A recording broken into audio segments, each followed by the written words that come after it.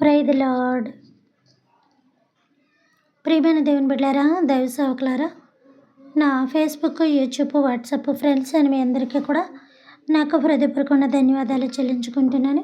ప్రియమైన దేవుని బిడ్డలారా, నిన్నటి దినాన మనం ఎక్కడైతే ఆఫ్ చేసుకున్నామో మనం చెప్పుకుంటున్న యొక్క విషయాన్ని ఎక్కడి దాకా ఆఫ్ చేసుకున్నామో మనందరికీ తెలిసిన విషయమే. మరలా ఇప్పుడు అక్కడి నుంచి మనం కొనసాగించుకుందాం. ఈ యొక్క రీతిలో ఈ కోరాహు యొక్క భయంకరమైన కోపాన్ని, ఉద్రేకాన్ని తట్టుకోలేకపోయాడు మోషే. పోనీ తానొక్కడు ఏదన్నా అంటే అనుకోవచ్చు, కానీ ఈ యొక్క 250 మందిని పోగు చేశాడన్న విషయాన్ని చెప్పాను కదా. అక్కడ అంతమందిని పోగు చేశాడంటే ఎప్పటి నుంచో అతని గుండెలో కక్ష ఉన్నదని కూడా చెప్పాం. ఇప్పుడు నేను ఒక విషయాన్ని చెప్పుకున్నాను. సముద్రంలో నీరు ఉండబట్టే ఒకేసారి ఉప్పెన కింద వచ్చి ముంచుకొని వెళ్ళిపోయింది. అలానే ఇతనికి కూడా ఏమైందనంటే ఎప్పటి నుంచో గుండె లోతుల్లో కక్ష కార్పణ్యం ఉంది కాబట్టి అంతమందిని ఇతని మీదకి పోగు చేయడానికి సిద్ధపరిచి ఆల్రెడీ ఎప్పుడన్నా అవకాశం దొరుకుతుందని ఆ అవకాశం కోసం ఎదురు చూసుకుంటూ ఇతన్ని ఈ యొక్క రీతిలో హింసించాలి, బాధించాలి, మోషేని అవసరమైతే చంపి ఆ యొక్క నాయకత్వాన్ని నేను తీసుకోవాలని యొక్క విధానంలో ఉన్నాడు. విషయం ఏంటంటే ప్రియమైన దేవుని బిడ్డలారా, దేవుడు కోరాహుకి ఇచ్చిన పని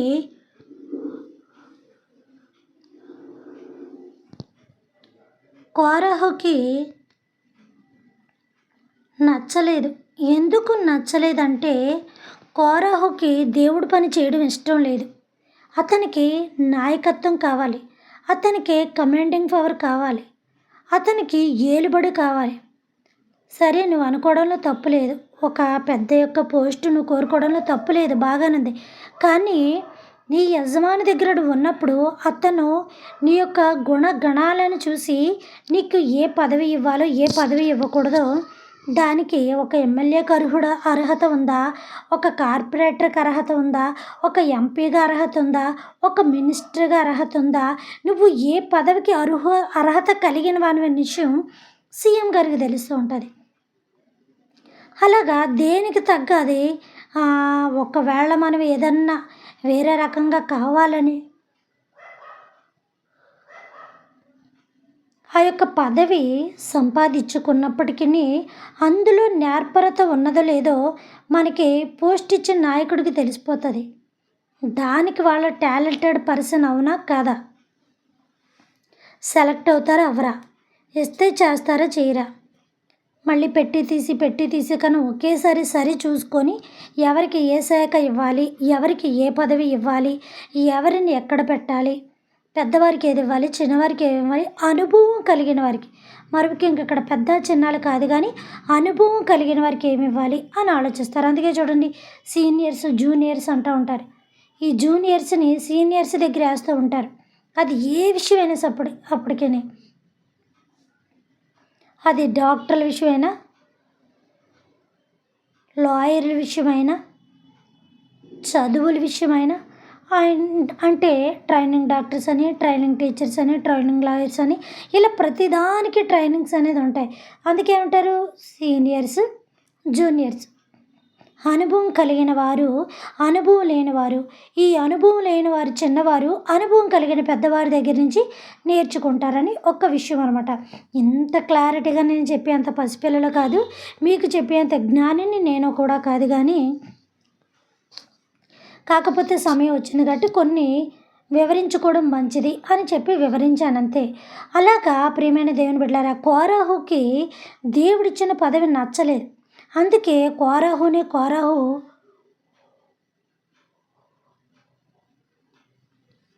తిడతా ఉండేవాడు అన్నమాట. ఎవరని, మోషేని, తమ్ముడిని, అన్నయ్యని, మిరియాముని, ఇంకందరినీ అనమాట. ఇంతకీ ఎందుకు వాళ్ళకి పని నచ్చలేదని అంటే, లేవి వీళ్ళందరికీ తాత అవుతాడు. వీళ్ళందరికీ తాత అయినప్పుడు వీళ్ళు కూడా అదే ఇంటి పేరు అదే కదా అని చెప్పి మాకెందుకు ఇలా లేకుండా ఇవ్వాలి అంటే, నీ యొక్క అన్నగారు వచ్చి దేవుడికి పూజ చేయాలి చక్కగాను, నువ్వు వచ్చి నాయకత్వం చేయాలి. మేము వచ్చి టెంట్లు పీకాలా, టెంట్లు ఎయ్యాలా, నేను చెప్పుకున్నాం కదా! ఈ యొక్క విషయాన్నంతా కూడా. ఇది అతనికి అవమానంగా భావించింది. దేవుని పల్లకిని మోయడం అవమానంగా భావించాడు. ఆ టెంట్లు తీసి ఇంకో చోట వేసి మళ్ళీ ఇంకో చోట ఆరాధన చేసుకోవడానికి అవన్నీ కూడా ఎయ్యడానికి అతను సిగ్గుపడుతూ ఉండేవాడు. ఆ యొక్క దేవుని పని అనుకోలేదు గానీ, సిగ్గు పని అని అనుకున్నాడు అతను. నేను నా పిల్లలు వచ్చి ఈ టెంట్లేస్తూ, ఈ మేకులు కొడుతూ చేస్తూ ఉండాలి. మీరొచ్చి అందులోకెళ్ళి మీ యొక్క దేవుడికొచ్చి ఈయన నైవేద్యాలు పెడుతూ, ఈయన భక్తుడి కింద ఉండాలి. నువ్వు వాళ్ళని తీసుకొచ్చి నడిపించి ప్రజలకి నాయకుడివై ఉండాలి. మేమొచ్చి చేతకానోళ్ళ కింద ఉండాలి అన్న యొక్క విషయం టైప్‌లో చాలా గొడవ చేశాడనమాట. ఎవరు? కోరహు చేశాడు.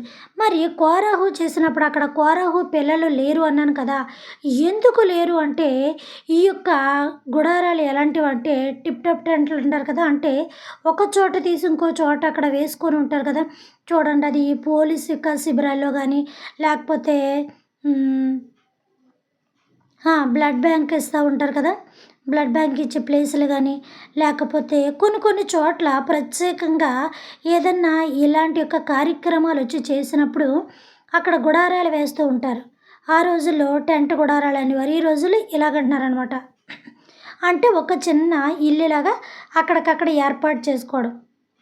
అక్కడికక్కడ ఒక చిన్న ఇల్లులాగా ఏర్పాటు చేసుకోవడం. టెంట్ హౌస్‌లు అంటారు కదా! ఆ టైపులో అనమాట.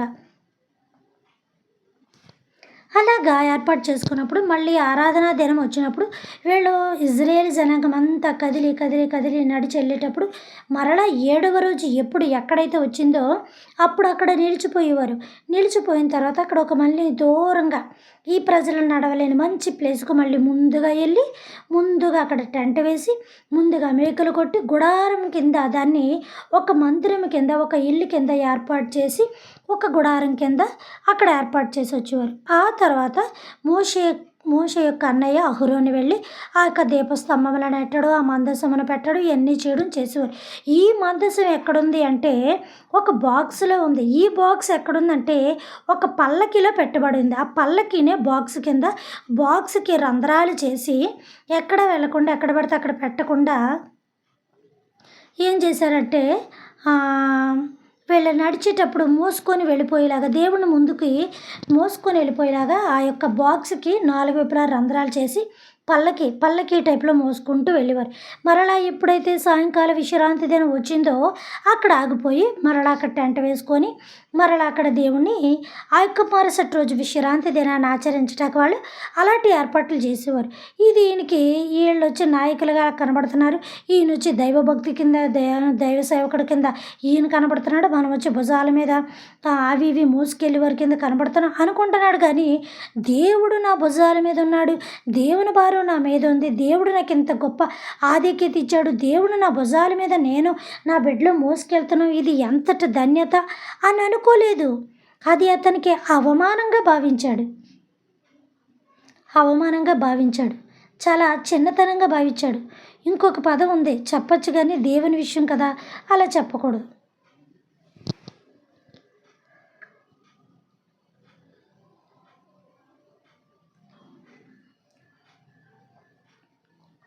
ఎందుకు అలా చెప్పకూడదంటే అంతే చెప్పకూడదు. దేవుడి విషయం కదా! కొంచెం నీచమైన మాటలతోటి ఆయన్ని మనం పోల్చకూడదు, సంబోధించకూడదు. ఎందుకంటే ఆయన మహాగణుడై ఉన్నాడు కాబట్టి మనం ఆయన్ని గొప్ప మాటలతోనే వర్ణీకరించాలి తప్ప వేరే పదాలతోటి మనం వివరించకూడదు. ఆ రీతిలో ఇతను చాలా చిన్నతనంగా భావించాడు దేవుని యొక్క మందసాన్ని మోసుకెళ్ళడం. కాబట్టి పిల్లలకి కూడా చెప్తూనే ఉండేవాడు, చేస్తూనే ఉండేవాడు కానీ పిల్లల మనసు ఎక్కువగా కోరహు వైపు లేదు. యాక్చువల్‌గా చెప్పాలంటే పిల్లలు దేవుని యందు చాలా భయభక్తులు కలిగిన వారు. కోరాహులంటే మనస్తత్వం కాదు. ఆ పేరులోనే ఉందో చూసారా? క్రూరుడు అన్నట్టుగా. కోరాహు అన్న మాటకి కోరలు తీసిన జంతువులాగా, కోరలు పెరిగిన జంతువులాగా కోరహు అన్న మాటకి కఠినాత్ముడు అన్నట్టుగా, క్రూరుడు అన్నట్టుగా ఆ యొక్క పేరు కూడా అలాగే ఉంది. కాబట్టి ప్రియమైన దేవుని బిడ్డలారా, ఈ యొక్క పిల్లలు చాలా దూరంగా ఉన్నారు. ఎక్కడున్నారంటే చాలా మటుకు సాగిపోయి ఉన్నారక్కడ. సాగిపోయి అక్కడ దూరాన టెంట్ వేసుకొని దేవుడికి కాపలా కాస్తూ దేవుడి దగ్గరే ఉండిపోయేవారు వాళ్ళు.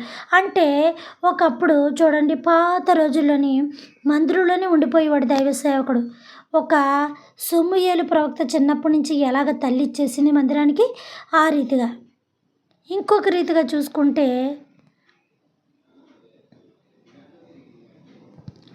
దావీదు కూడా ఎక్కువ మందిరం దగ్గరే గడుపుతూ ఉండేవాడు. ఈ యొక్క మందిరం దగ్గరే దావీదు కూడా గడుపుతూ ఉండేవాడు. సొలొమోను కూడా ఎక్కువ మందిరం దగ్గరే గడుపుతూ ఉండేవాడు. చెప్తాను, అవన్నీ కూడా వస్తూ ఉంటాయి కదా, చెప్తూ ఉంటాను. ఈ రీతిలోని దైవ సేవకుడు అనేవాడు మందిరంలోనే ఉండి, మందిరంలోకి ఎవరన్నా సంఘస్థులు అనేది తీసుకెళ్తే అది దాంతో వాళ్ళు భుజించాలి, జీవించాలి. ఆ కుటుంబం సంఘం బట్టి పోషింపబడాలి. వాళ్ళకు ఉద్యోగం లేదు, ఉద్యోగం చేయకూడదు, వేరొక పని చూసుకోకూడదు. వాళ్ళ పని ఏంటి అంటే దేవుడి పని. వాళ్ళ పోషణ ఎలాగంటే సంఘానికి వచ్చి వాళ్ళే దైవ సేవకుడిని పెంచి పోషించాలన్నమాట. ఆ యొక్క రీతిలో అప్పుడు ఉంటూ ఉండేది. సేవకుడు మందిరంలోనే ఉండేవాడు. ఈ రీతిలో ఉన్నప్పుడు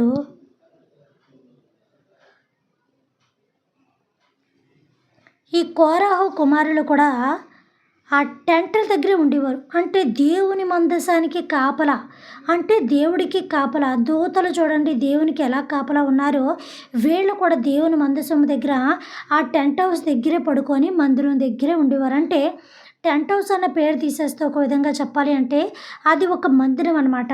ఆ మందిరంలో ఏర్పాటు చేసుకొని ఆ గుడారాలు ఏర్పాటు చేసుకున్నప్పుడు అప్పుడు వీళ్ళందరూ పరిశుద్ధంగా వెళ్ళి విశ్రాంతి దినం పూట దేవుణ్ణి ఆరాధించి చేసేవారు. ఆ తర్వాత విశ్రాంతి దినం అయిపోయాక మళ్ళీ వీళ్ళ ప్రయాణం ముందుకి కొనసాగించుకుంటూ వచ్చేవారు. వీళ్ళు మహాభక్తిపరులు. ఎవరో పిల్లలు చాలా భక్తిపరులు. పిల్లలు తల్లిదండ్రులతో తండ్రితోటి కలవలేదు. ఈ తండ్రి అయిన కోరాహు ఏం చేశాడంటే వాళ్ళ భార్యలు, వాళ్ళ పిల్లల్ని, వీళ్ళని అందరినీ కూడా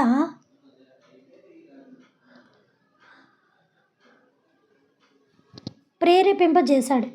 మరి కోరాహు సంతతి అని ఎందుకు వచ్చింది అని అంటే కోరాహు సంతతిని దేవుడు నాశనం చేశాడు. నీకు బుద్ధి జ్ఞానం లేదు, వాళ్ళు మంచోళ్ళు, వాళ్ళ భక్తులు, వాళ్ళని ఏం చేయలేదు దేవుడు అన్నావు, మళ్ళీ వాళ్ళ సంతతిని నాశనం చేశాడని నువ్వే చెప్తున్నావు, అటు ఇటు నువ్వే మాట్లాడుతున్నావు, ఎడాపెడా ఏమనుకోవాలి మేమని మీరు అనొచ్చు. కోరాహు సంతతి అంటే భార్యలు కూడా వస్తారు, ఆడపిల్లలు కూడా వస్తారు, మానవాళ్ళు కూడా వస్తారు, కుటుంబ సభ్యులంతా కలిసి వస్తారు. ఒక ఇంట్లో 10 మంది భర్త, భార్య, పిల్లలు కలిగి ఉండి 2 పిల్లలు బయటికి వెళ్ళినంత మాత్రాన వీళ్ళందరూ కుటుంబం కాకుండా ఉంటారా? వీళ్ళందరూ కుటుంబ సభ్యులు కారా? బయటికి వెళ్ళాక ఈ పిల్లలు సరిగా లేకుండా ఫర్ ఎగ్జాంపుల్గా ఒక చిన్న ఉదాహరణ తీసుకుందాం. ఈ కుర్రోళ్ళు ఇద్దరు కలిపి ఏదైనా ఒక బైక్ మీద వెళ్ళారనుకోండి, ఒక ప్రమాదం ఏర్పడింది అనుకోండి, మీరెవరు బాబు, మీరేంటి, మీరు ఎంతమంది కుటుంబ సభ్యులు, ఎక్కడుంటారు అని అక్కడ ఉన్నవారు చుట్టుపక్కల అడుగుతారు. అడగరా? మేము ఇంతమంది, మా కుటుంబ సభ్యులు ఇంతమంది, మా తల్లిదండ్రులు ఎంతమంది అని వాళ్ళు దేనికైనా ఆ ప్రమాదంలో అంత డీటెయిల్స్ ఇవ్వకపోయినా ఇక ఏ సందర్భం వచ్చినా కూడా వివరిస్తూ ఉంటారు. జనాభా లెక్కలు వచ్చాయంటే మొత్తం ఫుల్ బయోడేటా ఇవ్వక తప్పదు. 2 లేనంత మాత్రాన, 3 లేనంత మాత్రాన, 4 లేనంత మాత్రాన ఉన్నవాళ్ళు కుటుంబ సభ్యులు కాదా? అలాగా వీళ్ళందరినీ కూడా ప్రేరేపణ చేసి ఏం చేశాడంటే మోషేకి ఎదురు తిరిగేలాగా చేశాడు. ఇక దేవుడు రానే వచ్చాడు. అంటే నేను ఈ వాక్యాన్ని త్వరగా ఒకే లైన్లో చదువుకుంటూ వచ్చేస్తాను. అందుకని ఇప్పుడు చెప్పట్లేదు వాక్యాన్ని. వాక్యంలో ఉన్నది నేను మీకు చెప్తున్నాను. అంటే నా నోట్లోంచి వచ్చింది బైబిల్లో ఉంటుంది, బైబిల్లో ఉన్నది నా నోట్లోంచి వస్తుందని అర్థం. లేకపోతే నేను మానేస్తానని కూడా మీకు తెలుసు. ఆ రీతిలోని ఏం చేశాడంటే అప్పుడు దేవుడు అలాగ రానే వచ్చాడు, దేవుడు అలాగ మాట్లాడాడు. ఈ యొక్క మోషే సాష్టాంగ నమస్కారం చేసేంత దుర్మార్గపు పని చేశాడు. మోషే దేవుని యొక్క ఆత్మ కలిగినవాడు. అసలు అలా చెయ్యొచ్చా? అసలు మోషే చేసింది కూడా తప్పే. ఏదైతే అది అయింది, ఎందుకు నేను వంగకూడదు, ఎవరి పాదాలు నేను పట్టుకోకూడదు, అసలు దేవుని ఆత్మ నాలో ఉంది, దేవుడిని నేను వంచకూడదు అని అనుకోవాలి. అందుకే నేను అన్నాను, దేవుడి దగ్గర మనం వంగాలి కానీ దేవుడిని మనిషి దగ్గర వంచకూడదు అని చెప్పాను. మనుషులందరూ దేవుడి దగ్గర వంగాలి. దేవుడు మనిషి దగ్గర వంగుతాడా? వంగడు. ఆ రీతిలో మోషే పాపం భయంతో తొందరపాటుతనంతో నువ్వు అవి తీసుకున్నావు ఇజ్రాయెల్ జనాంగం దగ్గర ఇది తీసుకున్నావు ఇది తీసుకున్నావు ఇది ఇక దెప్పు పళ్ళు పొడుస్తుంటే పాప అంతా ఉండేవాడు. నేను ఏం తీసుకోలేదు, ఒక చిన్న మేకపిల్లను కూడా నేను తీసుకోలేదు. ఈ రీతులన్నీ చెప్పుకుంటూ చెప్పుకుంటూ వచ్చి ఇక మాట వినరే. ఓ అందరిని వచ్చేసాడు. ఇక వెంటనే దేవుడు దిగిపోయి మోషే నువ్వు తప్పుకో, వీళ్ళందరినీ అగ్గేసి కాల్చేస్తాను నేను అని చెప్పాడు. అంతకుముందు చెప్పాడు కదా, చెప్పినట్టుగా 200 మందిని కూడా దోపార్తులు తెచ్చుకోమన్నాడు. అంటే ఏంటి, వాళ్ళ యొక్క చేతితోటి ఆ దోపార్తులను తీసుకురమ్మని చెప్పాడు. విషయం ఏంటంటే దేవుడు దహించు అగ్ని అన్నట్టుగా ఎవరు కొరువుతోటి వాళ్ళు తలగొక్కున్నారన్న ఒక సామెత ఉంటుంది చూసారా, అలాగా వాళ్ళ తగలడిపోవడానికి వాళ్ళ అగ్గిని వాళ్ళే తెమ్మని చెప్పాడు దేవుడు. వాళ్ళ నిప్పులకుండా వాళ్ళ నెత్తి మీద వేసుకొని వాళ్ళే దహనం అయిపోయేలాగా దేవుడు చేశాడు, చెప్పాడు. అదిగో వాళ్ళ దగ్గర ఉంటున్న వాళ్ళందరినీ కూడా చుట్టుపక్కల వెళ్ళిపోమని చెప్పు, వాళ్ళందరినీ కూడా నేను నాశనం చేసేస్తాను, వాళ్ళందరినీ కూడా కాల్చేస్తాను అన్నప్పుడు ఇంకా వణికెత్తిపోయాడు. నాయన ఇప్పుడే కొంతమంది అరణ్యంలో చచ్చిపోయారు, ముసల ముక్క చచ్చిపోయారు, కొంతమంది అలా ఇలా చచ్చిపోయారు, అరణ్యములో సమాధులు లేవని చెప్పి మమ్మల్ని ఇక్కడ తీసుకొచ్చావని ఇప్పటికే నన్ను దెప్పుతున్నారు. ఇక్కడ ఈ సమాధుల్లో మమ్మల్ని పెట్టడానికి, ఇక్కడ అరణ్యంలో సమాధులు ఎక్కడుంటాయి, ఇక్కడ ఎవరు చెప్తారు అని చెప్పడానికి, మా శవాలు రాల్చడానికి, మమ్మల్ని చంపడానికి ఇంత దూరం తీసుకొచ్చావా నాయనని ఇప్పటికే సొనుగుతున్నారు. ఇప్పటికే నా మీద లేనిపోని నిందలేసేస్తున్నారు. ఈ సర్వ సమాజాన్ని నేనే కన్నానా అని ఎందుకైతే అన్నాడో మోషే బాధపడిపోయాడు. నా పాలిచ్చిన రొమ్మును నేను పెంచాను వీళ్ళందరినీ నేనే అని ఒకప్పుడు అన్నాడు. ఎప్పుడైతే నీ ఆత్మలో ఇస్తారన్నాడో ఇతనికి గుండాగిపోయింది. నా ఆత్మలో తీసి ఇచ్చేస్తానన్నాడు ఇట్లా బాబు, నేను అనవసరంగా అన్నానేమో. ఈ మాట అని పాపం మోషే కూడా చాలా బాధపడ్డాడు, చాలా దుఃఖించాడు మోషే. అయ్యా నేను బాధతో తొందరపడన్నానేమో, నన్ను క్షమించని. తర్వాత రిలీజ్ అయ్యి పశ్చాత్తాపడి దేవుడిని అడిగినప్పటికీ కూడా దేవుడు క్షమించలేదు, మోషేని కూడా క్షమించలేదు ఆ విషయంలో. అప్పుడు వెంటనే ఏం చేశాడంటే దేవుని యొక్క ఆత్మ వచ్చి వాళ్ళందరిని వెళ్ళిపోమన్నప్పుడు వాళ్ళందరూ గబగబా వెళ్ళిపోయారు. కానీ వీళ్ళు మూర్ఖులు కాబట్టి అయినా దేవుడు వాళ్ళందరినీ నాశనం చేసేద్దాం అనుకున్నాడు. కాబట్టి ఈ కోరహు కుటుంబ సభ్యులంతా కొడుకులు తప్ప మిగతా వెరసి ఉన్న వాళ్ళందరినీ కూడా దేవుడు ఏం చేశాడంటే ఆ యొక్క అగ్ని వేసి కాల్చేశాడు. పరిగెట్టుకు పారిపోతుంటే పరిగెట్టకుండా గోతులోంచి రాకుండా గోతులేసి కప్పెట్టేశాడు. అంటే భూకంపాన్ని భూమి విడదీసేశాడు. భూమి నెరలి వచ్చును అంటే వచ్చింది, భూమి ఇడిపోయింది. దాన్ని ఏమంటారు మన భాషలో భూకంపం అంటారు, బైబిల్ భాషలో అలాగుంటుంది. మన యొక్క భాష ఎలా ఉంటుంది అంటే కంపములు. అంటే భూమి కంపించగా భూమి ఏమైంది, బద్దలైపోయింది. బద్దలైందని కన్నా దేవుడు బద్దలు కొట్టాడు అనడం మంచిది. పారిపోయే అవకాశాలు ఎక్కడ, భూమి మీద తీసేశాడు దేవుడు. భూమి మీద తీసేస్తే గోతులో పోయారు. ఆ గోతుల నుంచి పైకి ఎవరు వస్తారు, ఎవరు కాపాడతారు? పక్క అగ్నితో కాలిపోతున్నారు, ఓ పక్కన టెంట్లు కాలిపోతున్నాయి, ఓ పక్కన ఇల్లులు కాలిపోతున్నారు, పిల్లలు కాలిపోతున్నారు, ఓ పక్కన భూమి ఇడుపు భూమిలోకి వెళ్ళిపోతున్నారు. ఒక్కడు తప్పుకోలేదు. 250 మందిలో ప్రతి ఒక్కరు కూడా బూడిదైపోయారు అంతే. దేవుని నామములో ఆయన దహించు అగ్ని అన్న పేరు, ఆయన అగ్ని వేసాలందరినీ కూడా కాల్చి పడేశాడు. ఇదంతా దూరం నుంచి కొడుకులు చూస్తున్నారు. ఎక్కడంటే దైవ సేవ చేస్తున్నారు వాళ్ళు, దైవానికి దగ్గరగా ఉన్నారు వాళ్ళు, దైవం దగ్గర కూర్చొని ఉన్నారు వాళ్ళు. ఆ టెంట్ హౌస్ కాదు సుమాది, అది దేవుని మందిరము. అందులో దేవుని యొక్క మందసం ఉంది. ఆ మందసంలో దేవుని యొక్క 10 ఆజ్ఞలు ఉన్నాయి. ఆ 10 ఆజ్ఞలు దేవుడు అందులో కొలువై ఉన్నాడు. అందుకే ఆ బండిని పట్టుకోగానే ఏమైందంటే, ఎద్దుల బండి జస్ట్ అలా జరికేవగానే పట్టుకోగానే ఏమైందంటే, వాళ్ళు పట్టుకోగానే దెబ్బకి 70,000 మంది చనిపోయారు అక్కడ. దేవుని శక్తి అక్కడ ఉందని చెప్పి దేవుడికి కాపలా కాస్తున్నారు. ఎవరు అంటే కోరాహు కుమారులు. ఎందుకు కోరాహు కుమారులు కాపలా కాస్తున్నారంటే, ఇదంతా లేవి గోత్రం. దేవుని యొక్క సేవ, దేవుని యొక్క యాజకత్వం, దేవుని యొక్క నాయకత్వం లేవి కుటుంబానికి మాత్రమే దేవుడిచ్చాడు, ఇక ఎవరికి ఇవ్వలేదు. అందులో లేవి కుటుంబాలు ఎవరంటే కోరాహు యొక్క కుటుంబం. అందులో లేవి కుటుంబం ఎవరంటే మోషే అన్నయ్య అహరోను, మోషే అక్క మిరియాము, వీళ్ళందరూ వచ్చారు. ఆ తర్వాత మోషేకు పుట్టిన పిల్లలు, కోరాహుకు పుట్టిన పిల్లలు వీళ్ళందరూ తరతరాలు వచ్చారు. ఎవరు వచ్చారంటే లేవి యొక్క గోత్రం మాత్రమే వచ్చింది. కాబట్టి దేవుడు వీళ్ళకి మాత్రం చెప్పాడు పని. ఇజ్రాయేల్లో కలపలేదు వీళ్ళని, వీళ్ళు ఇజ్రాయేలీలు కాదు. ఇజ్రాయేలీయుడ యాకోబుకు పుట్టాడంటే ఒక సమూహం అని అర్థం. ఆ సమూహాన్ని అంతటికి ఒక పేరు పెట్టి వీళ్ళు అందులో ప్రత్యేకించి దైవత్వానికి దైవ సేవకు వాడుకుంటే ఈయన గారికి చాలా ఎగతాళి కానీ ఎటకారం కానీ ఉండి దేవుణ్ణి చాలా ఎటకారంగా చూశాడు. నన్ను చిన్నతనంగా చూచువాడు ఎవడనూ లేడని చెప్పాడు. చిన్నతనంగా చూసిన వాడి యొక్క లెక్క ఎలా ఉంటుందని దేవుడు చుక్కలు చూపించాడు అక్కడ. అంటే మీరంతా చదువుంటారు, మీ దైవజనులు చెప్పుంటారు కాబట్టి నేను కూడా దీన్ని చాలా క్లుప్తంగా చెప్తున్నాను. వివరించాలంటే చాలా ఉంది. లాస్ట్ సారాంశం మనకు తెలిస్తే ఆ యొక్క ఫస్ట్ ప్రశ్న జవాబు ఇంకా అన్నీ అర్థమైపోతాయి మీకు. అని ఆ యొక్క షార్ట్కట్లో నేను చెప్తున్నాను. ఎందుకంటే చాలా రోజులు మరి గ్యాప్ వచ్చింది కాబట్టి చూసుకునే టైంలో కొంచెం నాకు కుదరలేని టైంలో అంతేకాదు కొన్ని ప్రపంచానికి సంబంధించి మన దేశానికి సంబంధించి కూడా కొన్ని పరిస్థితులు బాగోలేని విషయంగా కూడా కొన్ని రోజులు బ్రేక్ చేయడం జరిగింది. అంటే అందరి మనసులు ఏయేయో భావాల్లో ఉంటూ ఉంటాయి. కొంచెం టీవీలు ఎక్కువ చూస్తూ ఉంటాం. దాన్ని బట్టి దేవుని వైపు మనసు పెట్టరు, వినరు అని కాదు కానీ కొంత మన యొక్క ఆలోచన వేరే వైపు తిరుగుతూ ఉంటుంది కాబట్టి ఆ సమయంలో వినొచ్చు, వినకపోవచ్చు. అందుకని కొంచెం వింటారు, వినకుండా ఉండరు. దేవుని విషయం ఎప్పటికన్నా వింటారు. కాబట్టి ఆ యొక్క పరిస్థితులు కూడా కొంచెం అనుకూలతగా లేవని చెప్పి నేను అలాగ ఆప్ చేశాను. ఈ రీతిలో దేవుడు వీళ్ళందరినీ కూడా దహించి అగ్ని వలె బూడిద బూడిద చేసేసాడు.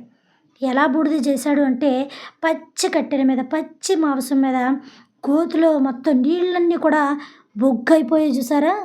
ఆకాశం నుండి అగ్ని దిగొచ్చి బొగ్గు బొగ్గు చేశాడు కదా దేవుడు ఏలియా టైంలో. మాంసమున కట్టెలను ఆఖరికి రాళ్ళు కూడా బుగ్గైపోయాయి అక్కడ. ఆ రీతిలోనమాట. కాబట్టి ప్రియమైన దేవుని బిడ్డలారా, మిగతా యొక్క విషయాలు మనం రేపు దినాన మాట్లాడుకుందాం. పరలోకమందున్న మా తండ్రి, మీ నామము పరిశుద్ధపరచబడును గాక, మీ రాజ్యము వచ్చును గాక, మీ చిత్తము పరలోకమందును నెరవేరినట్లు భూమి అందును నెరవేరును గాక. మనదిన ఆహారం నేడు మాకు దయచేయమయ్యా. మా యొక్క బోనస్ల అపరాధములను మేము క్షమించిన ప్రకారము మా అపరాధములను మీరును క్షమించండి తండ్రి. మమ్మల్ని శోధన నుంచి కాకిడిని తప్పించమని ఆయన రాజ్యము శక్తి మహిమ నిరంతరం మీరై ఉన్నారు తండ్రి. ఆమేన్. దేవుడు మనందరినీ దీవించి ఆశీర్వదించును గాక. Good night.